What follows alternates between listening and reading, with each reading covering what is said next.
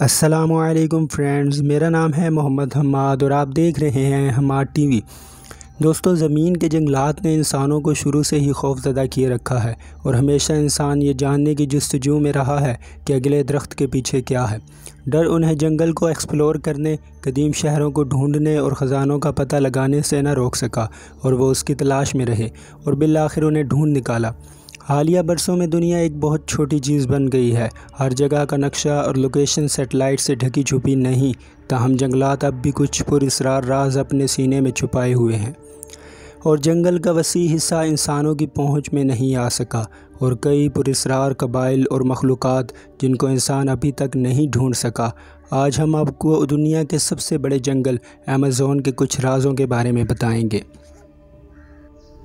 دی Amazon rungs.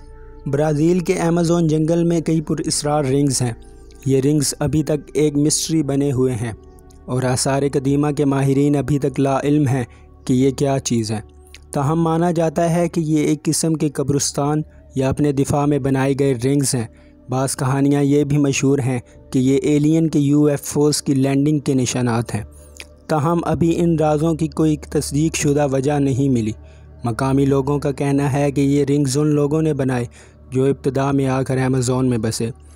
سوال یہ ہے کہ کیسے ہزاروں سال پہلے لوگوں نے ان رنگز کو بنا لیا، حالانکہ ان کے پاس کوئی جدید اوزار بھی نہ تھا۔ میریکوزی بنیادی طور پر جنوبی امریکہ کے بندر ہیں۔ ان کے بارے میں خیال کیا جاتا ہے کہ یہ بہت بڑے ہوتے ہیں، جن کا قد تقریباً 12 فٹ تک ہوتا ہے۔ یہ بندروں کی ایک بہت قدیم نسل ہے جو کافی ذہین ہوتے ہیں۔ یہ تیر اندازی بھی کر لیتے ہیں اور دیہات بنا کر رہتے ہیں۔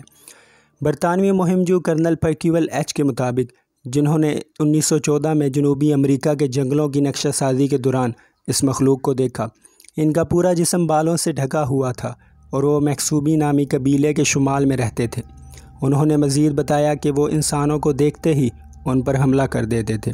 کرنل نے اپنی کتاب دی لاسٹ ٹریلز میں لکھا ہے کہ جب وہ جنگل سے گزر رہے تھے تو ان پر ان حیوانوں نے حملہ کیا، تاہم بروقت بندوق کی گولی چلانے سے وہ حیوان نما مخلوق وہاں سے بھاگ گئی۔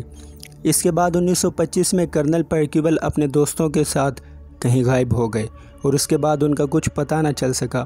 بعض لوگوں کا کہنا ہے کہ وہ مقامی قبائل کے ہاتھوں مارا گیا، جنہوں نے اس کو مارنے کے بعد اس کا گوشت کھا لیا، جبکہ کچھ لوگوں کا ماننا ہے کہ ماریکوزی کے ہاتھوں ہلاک ہوئے۔ دی سینٹینیلیز پیپل۔ سینٹینیلیز قبیلہ زمین کا سب سے الگ تھلگ قبیلہ مانا جاتا ہے۔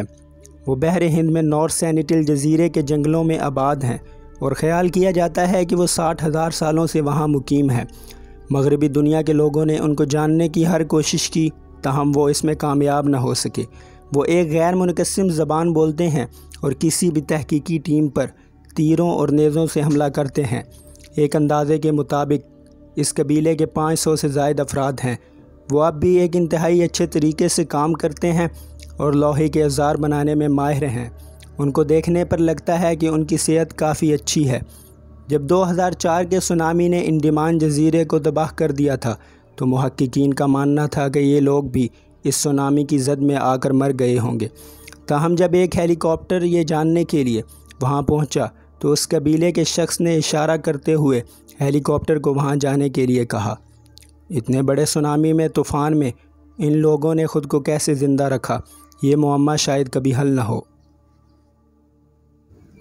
دی پری ہسٹورک سٹون بالز۔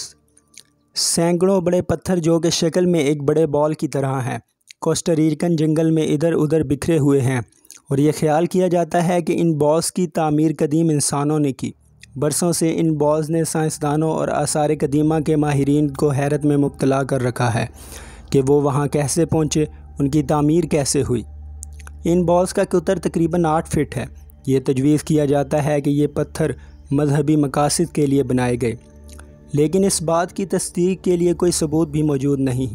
یہ بات بھی معمہ ہے کہ ان پتھروں کو جدید ترین اوزاروں کے بغیر کیسے بنایا گیا۔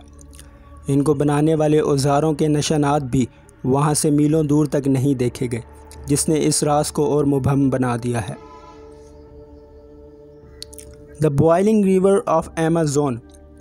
پرو میں ایمیزون جنگل کے بالکل بیچوں بیچ ایک ایسا دریا ہے جس کا درجہ حرارت 93 ڈگری سینٹی گریڈ یعنی 200 فورن ہائٹ ہے۔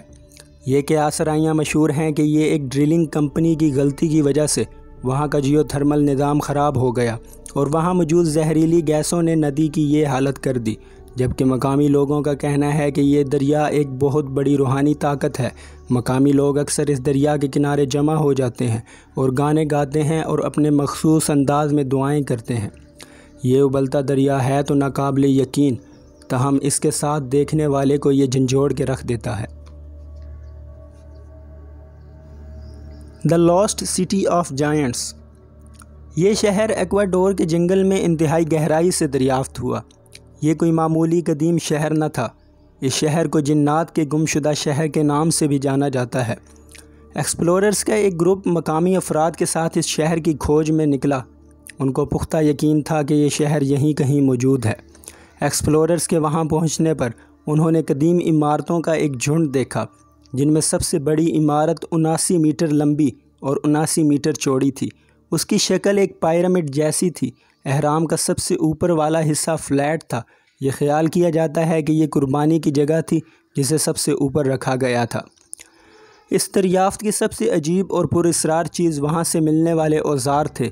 مبینہ طور پر اوزار اتنے بڑے تھے کہ کسی بھی انسان کے بس میں نہ تھا کہ ان کو استعمال کر سکے۔ اس قدیم شہر کو دریافت کرنے والی ٹیم کا ماننا ہے کہ یہ اوزار یہاں جنات کی موجودگی کا ایک پختہ ثبوت ہیں۔